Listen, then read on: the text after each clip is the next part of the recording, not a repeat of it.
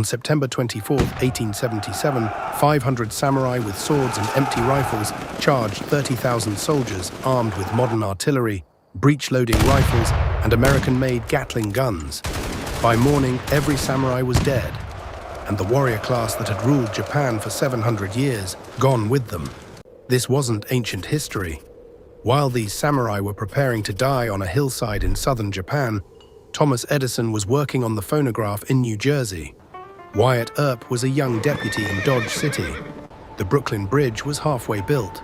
Alexander Graham Bell had patented the telephone 18 months earlier.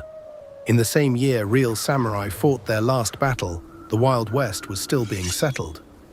That's how recently this happened. This is the story of how Japan deliberately killed its own warrior aristocracy, how the last samurai chose annihilation over surrender, and how that one battle marked the moment Japan stopped being a feudal society and started becoming the modern military power that would, within a single lifetime, attack the United States. For 700 years, Japan belonged to the samurai, about 5% of the population, the warrior class, the ruling class. They held all the swords, all the land, and all the power. Then in 1853, 4 American warships sailed into Tokyo Bay. They were powered by steam engines, armed with explosive shells, and commanded by a commodore named Matthew Perry. He didn't ask for trade, he demanded it. The Japanese government looked at these black ships and understood what they were seeing. The world had changed while they weren't looking. China, the great civilization of Asia, had just been carved up by European powers in the Opium Wars. Japan would be next, unless something changed. What followed was one of the most dramatic national transformations in history. In 20 years, Japan went from a feudal society of samurai and farmers to an industrial state with railroads, telegraphs, factories, and a national army modeled on Prussia. But there was a problem. You can't have a modern industrial state and a feudal warrior aristocracy at the same time. The samurai had to go. Between 1871 and 1876, the government dismantled the samurai class. Their stipends were cut. Their right to govern was eliminated. Then in March 1876, the killing blow, the Haitore Edict. Samurai were forbidden from carrying swords in public. For a class whose entire identity was the sword, this wasn't a regulation. It was the death of a 1,000-year identity by decree. The strangest part of what happened next is that the man who led the samurai rebellion was the man who helped destroy the samurai world. His name was Saigo Takamori. He was one of the architects of the Meiji Restoration, the political movement that overthrew the old shogunate and put the emperor back on the throne. He commanded the imperial forces in the civil war that ended feudal Japan. The emperor himself called him a great hero of the Restoration. But Saigo was a samurai down to his bones. Tall by Japanese standards of the time, broad-shouldered, with the deep voice and quiet authority that men instinctively followed. He had survived an exile to a remote island as a younger man. He had attempted ritual suicide once already and been rescued. Death held no fear for him. When the new government refused to invade Korea, a war Saigo wanted to give displaced samurai something to do, he resigned in 1873 and went home to Satsuma province in the far south. He opened a network of private military academies. Officially, they trained farmers and young men. Unofficially, they trained samurai who refused to accept that their world was over. By 1877, Saigo had 30,000 armed followers waiting for him to give the word. In January, he gave it. The Satsuma Rebellion lasted 8 months. It was the last samurai war in history, and it was a slaughter. Saigo marched north with 30,000 men. Some carried swords and yumi longbows. Most carried imported rifles. They were skilled, fanatically brave, and led by experienced commanders. In the opening battles, they did real damage to the imperial army. But the imperial army had something the samurai didn't: factories. The new government could draft endless peasant conscripts and arm them from state arsenals. Every dead imperial soldier was replaced by 2 more, all carrying new Snyder Enfield rifles. Every dead samurai was simply gone. The imperial commander was General Yamagata Aritomo, a man who had fought beside Saigo a decade earlier in the war that created modern Japan. Now Yamagata was systematically destroying his old friend's army. He understood exactly how dangerous samurai charges were. So he refused to fight them on their terms. He used artillery, entrenchments, and overwhelming numbers. He let the samurai bleed themselves on prepared positions. By spring, Saigo had 20,000 men. By summer, 10,000. By August, fewer than 1,000. By September, he had retreated all the way back to Kagoshima, his home, with about 500 survivors. They occupied a small hill overlooking the city, a hill called Shiroyama. There they dug into caves and earthworks. 30,000 imperial troops surrounded them on every side. The siege began on September the 1st. The end took 3 more weeks. For 23 days, the imperial army built a ring of trenches and artillery positions around Mount Shiroyama. They weren't taking chances. Yamagata had ordered total annihilation. No escape, no survivors. He posted gunboats in Kagoshima Bay to bombard the rear of the mountain from the water. Inside the perimeter, the samurai ran out of food, then ammunition, then medicine.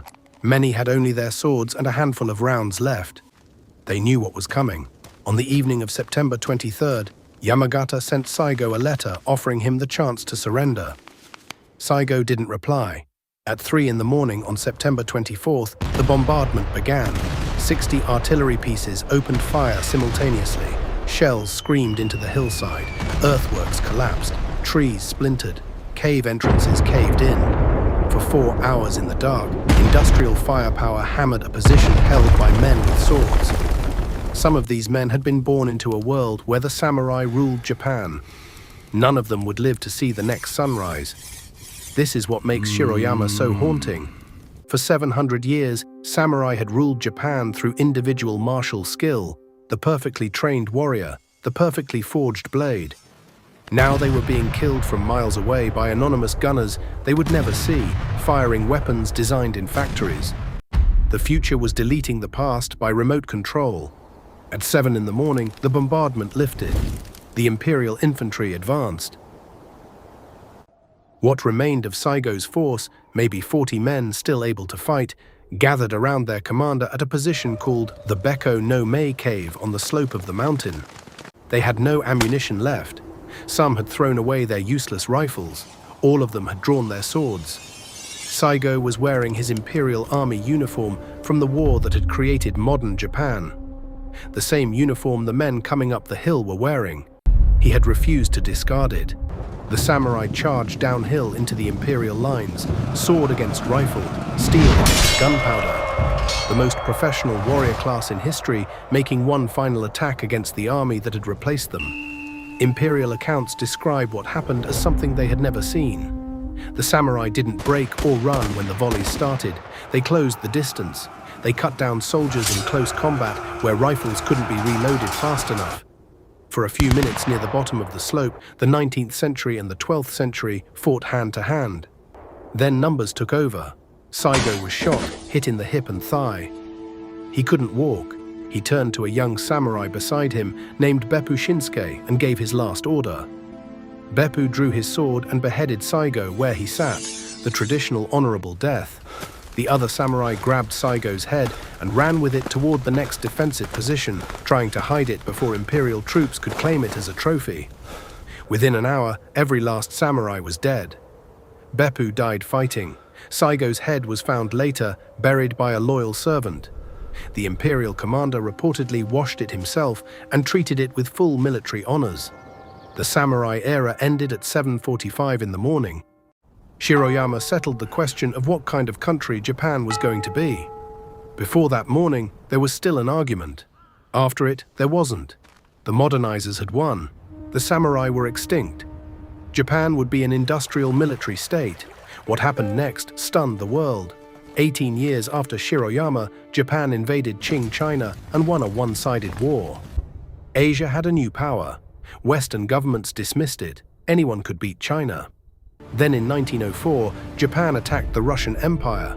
The Russian Baltic Fleet sailed 18,000 miles around the world to fight them. At the Tsushima Strait in May 1905, the Japanese Navy destroyed almost the entire Russian fleet in 90 minutes. 8 Russian battleships sunk. 3 Japanese torpedo boats lost. For the first time in modern history, an Asian state had decisively defeated a European great power. The world wasn't dismissive anymore.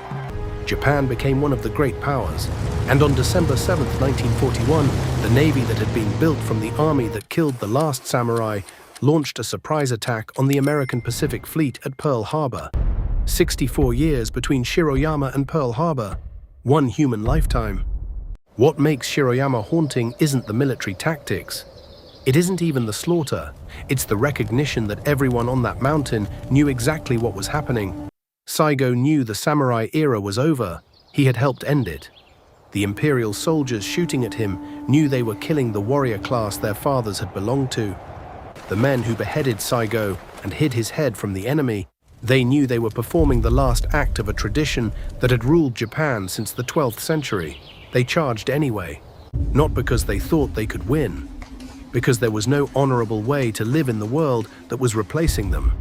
The future they refused belonged to the men who killed them. And those men would go on to build an empire that would, in less than a single human lifetime, attack the United States.